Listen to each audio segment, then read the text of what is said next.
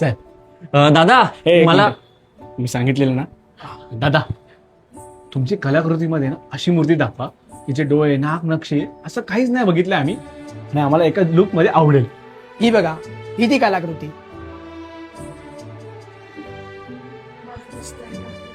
पण मी काय बोलतो अनमोल, बाकीचे पण अजून कारखाने आहेत ना, तिकडे जाऊन बघूया ना आपण अजून म्हणजे ऑप्शन. अरे अंड्या, सगळीकडे बाप्पा सेमच ना. आणि ते काय दिवाळीचे कपडे आहेत, दुसऱ्या कारखान्यात जाऊन बघू.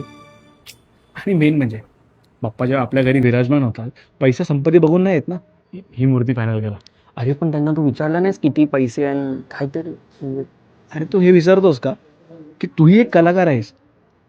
अरे प्रत्येक कलाकार तिने कित्येक महिने प्रत्येक मूर्तीच्या मागे मेहनत करतात, आणि आपण जर त्याला पैशाने तोडला तर स्वखुशीने त्यांना बाप्पाच्या आशीर्वादाने देऊन आपण बाप्पाला आवडीने घरी घेऊन जातो रे. तर या कारखान्यातून जेव्हा बाप्पा निघून जातात ना, त्या कलाकाराचा खंत आणि असं विसर्जनाला आपल्याला दुःख होतं ना, तसं त्यालाही दुःख होतं. करूया फायनल. हो